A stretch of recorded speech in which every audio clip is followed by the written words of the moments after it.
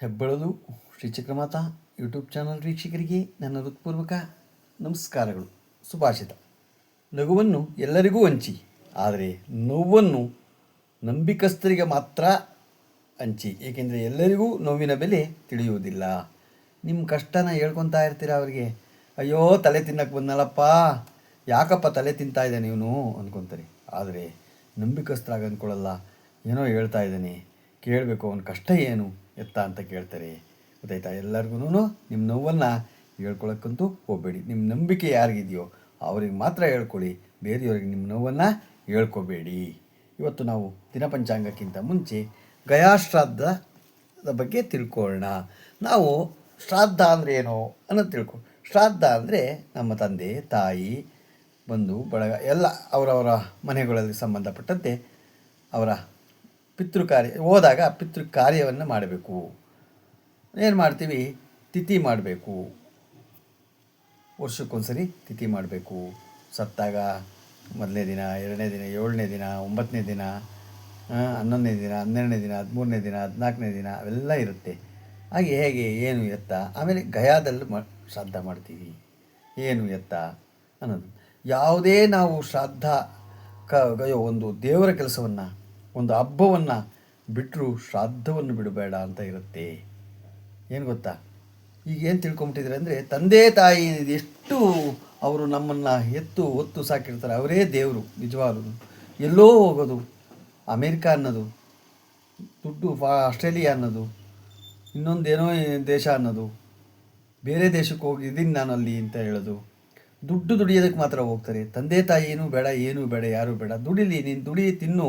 ಆದರೆ ತಂದೆ ತಾಯಿ ಎಷ್ಟು ಕಷ್ಟಪಟ್ಟಿದ್ದಾರೆ, ನನಗೋಸ್ಕರ ಎಷ್ಟು ಇದನ್ನು ಮಾಡಿದ್ದಾರೆ ಅನ್ನೋದನ್ನು ಮಾತ್ರ ತಿಳ್ಕೊಳ್ಳಲ್ಲ. ಶ್ರಾದ್ದ ಮಾಡ್ತೀವಿ ಅಂದರೆ ಅಲ್ಲೇ ಕೂತ್ಕೊಂಡು ಶ್ರಾದ್ದ ಮಾಡೋದು, ಅಲ್ಲೇ ಕೂತ್ಕೊಂಡು ನೋಡೋದು. ಅಯ್ಯೋ ನನಗೆ ಟೈಮ್ ಇಲ್ಲಪ್ಪ, ಏನೋ ನೀವೇ ಮಾಡಿಬಿಡಿ, ನಾನು ದುಡ್ಡು ಕೊಡ್ತೀನಿ ಅನ್ನೋದು, ಅವೆಲ್ಲ ಇಟ್ಕೊಂಬಿಟ್ಟಿದ್ದಾರೆ. ಗೊತ್ತಾಯ್ತು? ಅವೆಲ್ಲ ಮಾಡೋಕ್ಕೆ ಹೋಗಬೇಡಿ. ನಿಜವಾಗ್ಲೂ ನಿಮ್ಗೆ ಒಳ್ಳೆಯದಾಗಲ್ಲ. ಆ ಶ್ರಾದ್ದವನ್ನು ಶ್ರಾದ್ದ ಅಂದರೆ ಶ್ರದ್ಧೆಯಿಂದ ಯಾರು ಮಾಡ್ತಾರೋ ಅವ್ರಿಗೆ ಎಲ್ಲನೂ ಒಳ್ಳೆಯದಾಗತ್ತೆ. ಇಲ್ಲಾಂದರೆ ಮುಂದೆ ಅದು ನಿಮ್ಗೆ ಕೆಟ್ಟದ್ದೇ ಹೊರತು ಶ್ರಾದ್ದ ಮಾಡದೆ ಹೋದರೆ. ಗೊತ್ತಾಯ್ತಾ? ಒಂದು ಹಬ್ಬ ಬಿಟ್ಬಿಡಿ, ಶ್ರಾದ್ದವನ್ನು ಮಾತ್ರ ಬಿಡಬೇಡಿ. ಗಯಾ ಶ್ರಾದ್ದದ ಬಗ್ಗೆ ತಿಳ್ಕೊಳ್ಳೋಣ. ಗಯಾ ಕ್ಷೇತ್ರದಲ್ಲಿ ಪಿತೃಶ್ರಾದ್ದ ಮಾಡಿದರೆ ಮತ್ತೆ ಶ್ರಾದ್ದ ಮಾಡಬೇಕಿಲ್ಲ ಎಂದು ಕೆಲವರು ವಾರ್ಷಿಕ ಶ್ರಾದ್ದ ಮಾಡುವುದು ನಿಲ್ಲಿಸುತ್ತಾರೆ. ಗಯಾದಲ್ಲಿ ಮಾಡಿಬಿಟ್ರೆ ನಾನು ಮಾಡಾಗಿಲ್ಲ, ವರ್ಷವೂ ಮಾಡಾಗಿಲ್ಲ ಅಂತ ತಿಳ್ಕೊಂಡ್ಬಿಟ್ಟಿದ್ದಾರೆ, ನಿಲ್ಲಿಸ್ಬಿಡ್ತಾರೆ.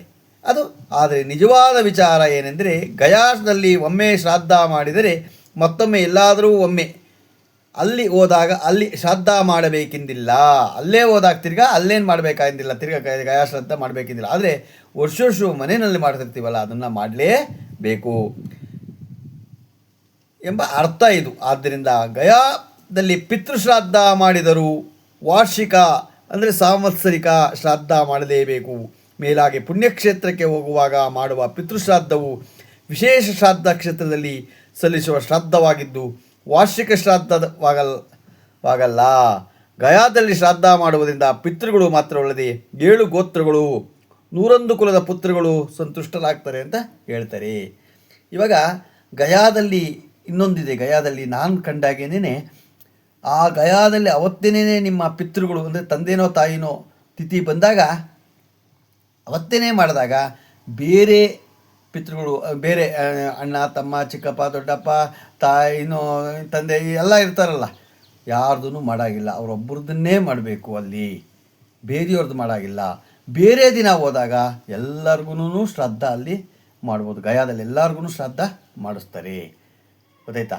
ತಂದೆ ತಾಯಿ ಚಿಕ್ಕಪ್ಪ ದೊಡ್ಡಪ್ಪ ಯಾರೇ ಇರಲಿ ಎಲ್ಲರಿಗೂ ಅಲ್ಲಿ ಶ್ರಾದ್ದಗಳನ್ನು ಮಾಡಿಸ್ತಾರೆ. ಆದರೆ ಆವತ್ತೇ ಶ್ರಾದ್ದ ಬಿದ್ದಾಗ, ತಂದೆದೋ ತಾಯಿದೋ ಬಿದ್ದಾಗ ಅವತ್ತು ಅವರೊಬ್ಬರದ್ದೇ ಮಾತ್ರ ಮಾಡಬೇಕೇ ಹೊರತು ಬೇರೆಯವ್ರದನ್ನು ಅಲ್ಲಿ ಅವಕಾಶ ಇಲ್ಲ. ಅದನ್ನು ಗೊತ್ತಿರಬೇಕು ನಮಗೆ. ಗೊತ್ತಾಯ್ತಾ? ಇವತ್ತು ಅದಕ್ಕೆ ನಾವು ಹೇಳೋದು, ಹಿಂದೂ ಸಂಸ್ಕೃತಿ ಮತ್ತು ಸನಾತನ ಧರ್ಮದಲ್ಲಿ ನಾವು ನಡ್ಕೊಂಡು ಹೋದಾಗ ಇವೆಲ್ಲ ನಮಗೆ ಗೊತ್ತಾಗುತ್ತೆ. ಇವತ್ತು ದಿನಪಂಚಾಂಗ ತಿಳ್ಕೊಳ್ಳೋಣ.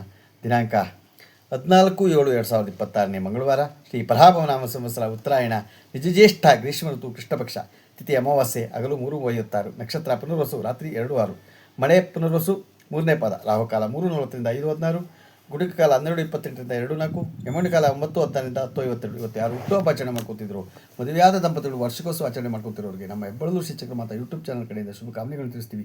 ದೇವರು ಅವರಿಗೆ ಆಯಸ್ಸು, ಆರೋಗ್ಯ, ಐಶ್ವರ್ಯ ಎಲ್ಲ ಕೊಟ್ಟು ಕಾಪಾಡಲಿ ಅಂತ ಕೇಳ್ಕೊತೀನಿ. ನಮ್ಮ ಹೆಬ್ಬಳೂರು ಶ್ರೀಚಕ್ರ ಮಾತಾ ಯೂಟ್ಯೂಬ್ ಚಾನಲ್ ಯಾರು ಸಬ್ಸ್ಕ್ರೈಬ್ ಆಗಿರೋ ದಯಮಾಡಿ ಸಬ್ಸ್ಕ್ರೈಬ್ ಆಗಿ ಲೈಕ್ ಕೊಡಿ. ಇದು ನಿಮ್ಮದೇ ಚಾನಲ್ ಆಗಿರೋದ್ರಿಂದ ನಮ್ಮ ಲಿಂಕನ್ನು ಬೇರೆ ಫಾರ್ವರ್ಡ್ ಮಾಡಿ. ನಮಸ್ಕಾರಗಳು, ನಮಸ್ಕಾರಗಳು, ನಮಸ್ಕಾರಗಳು.